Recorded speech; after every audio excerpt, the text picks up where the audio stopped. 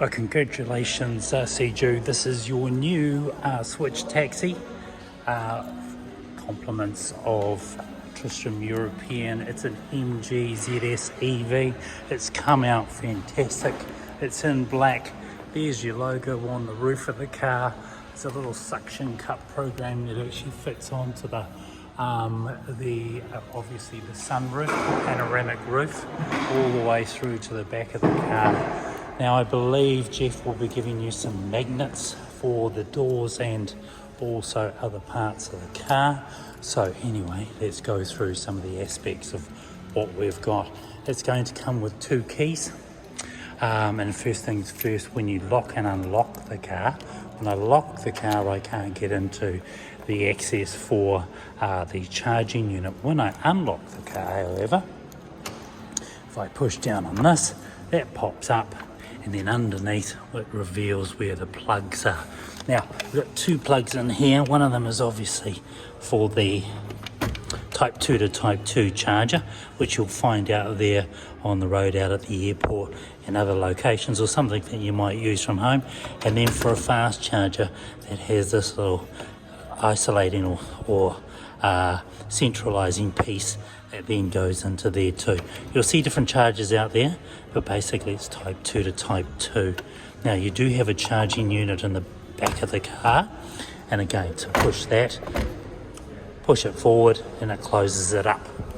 Right, back onto the car itself. So as I said, 2 keys. You can operate or open and close the doors just by pushing this button. You'll see the mirrors fold back and in and out. Hit it again and it locks. Just while we're at it, 7-year warranty, 7-year roadside assist. So if you need any help at all, the car breaks down, call this number and it will be uplifted. Now we've had everything installed. You can see it in here. You can also see the camera. I'll get into that in a minute, but let's go back to the car, have a look inside, shall we? So the back has got plenty of room, as you can see. A little charging socket for your passengers if they want to charge their phone while they're in here. And of course, oh, by the way, there's a gift from us to you. Thank you for buying a car from Tristram European. You'll find some accessories in there that'll help you along in your journey. By pulling this little tag here, it releases the rear seats. They'll fold forward if you happen to have something that you need to carry for a passenger into the back of the car. To release the boot, all we do is that. And inside here you'll notice that the parcel tray is covering everything of any value, and this tray down here is actually removable. Oh, by the way, we've got the FPOS machine sitting in a box in the back.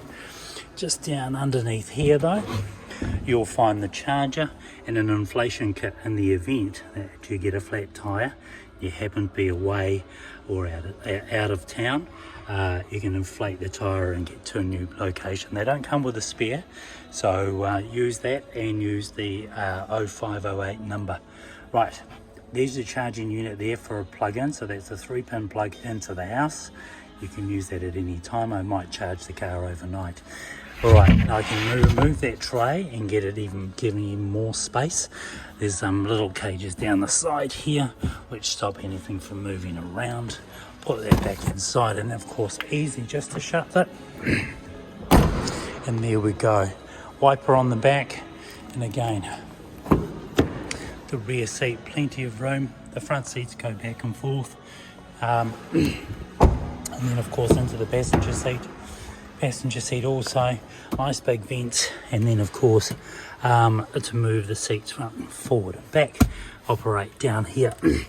There is a cigarette charger down the bottom here, and then right over the other side there, just for your own use, are charging ports that you might use, say for instance for Apple CarPlay or Android Auto.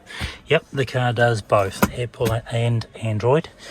Inside the glove box here you'll also find your manual for the car if you need it. You'll need that for servicing anyway. Alright, plenty of room in the passenger space. It comes with mats. Let's go right round to the other side of the car, and then we'll jump inside and play with some of the accessories, one that's been installed. On the right hand door you'll find all your window operation and your locking controls. just in front of you here. Your mirror in and out, left and right, so you can alter that, and then your beams. This is your light button for on the roof. So once that's connected through this wire here into your roof, which is up here, that light will turn on. Right, let's have a look inside here. Right, well, while we're inside the car, let's have a little go. Okay, to push start, it's just down here. You can see where they've located your phone for you. Your camera is up here, and then another device there for that's been installed by Cams, and get you all started. Right, let's have a look inside here. Vehicle is in running mode. So when I look into the steering wheel, first things I see is not only the steering wheel for information around that. We'll go through that in a second, but I'm looking right in front of me, and the first thing I see is the OK and return. Well, the car is let me know that the car's ready to go, and if I want to move or proceed forward, all I do is push OK, and then the car goes into its natural mode. The first mode it actually operates in is natural, and then there are two other modes, one being sport and one being eco. Now, because this has got electric seats on the driver's side, you can operate that from the right hand side from the seat. Right, so we'll go into the first part of the car here. On the right hand side, you'll see how much power you're generating as you're driving. As you drive, there's charging, there's efficiency, and then there's boost. Boost might be when you're operating the car and you're trying to pass somebody. It'll go into this, and it's also saying we've got a full battery. On the left hand side here, shows you another battery, and that's the 12-volt battery that operates some of the smaller things in the car. That'll be charged along the way as you're driving the car, and then of course your speed. What I've done is I've set up the speed in the front of the car, right in front of you here, so you've got, I like to see a big number, so it's possible that you might like the same thing, and then I can operate the car. Now we can look down into the bottom here, and it's showing me 210 kilometers of range in normal mode. All right, it's also saying it's in park, and we've got a regeneration of 3, the number 3. Now that's the heavy mode. Basically, as you're driving along, when you're in heavy mode, it's regenerating and charging at the same time. So I'll take you through that right now, give you a bit of an idea of how that all operates. So what we've got down here is we've got a number of elements to the car. P for park, D for drive, N for neutral, R for reverse. And of course, as soon as you stick it into reverse, our camera comes up and tells us there's something behind us. And as I steer the steering wheel, also the car is going to relocate the direction in which the car is going to go. So let's go put it back into park. As I push P for park, the handbrake comes on, and then the handbrake light will indicate there's your automatic braking for if you're sitting on an incline or a decline. Now, whilst we're down here, we're getting back to the park modes, the natural mode, and the regeneration. So modes are here. So if I flick through modes by toggling back and forth, you can see the change inside the dash. Normal, eco, everything's blue, and then if I go again, normal or sport. You'll also note that when I'm doing that, you see a degeneration of the amount of kilometers. So in sport mode, it's going to use a little bit more juice, and it's going to be less efficient. As I go into normal mode, it starts to increase up to 210, and then if I go into eco mode, we've got 220 kilometers.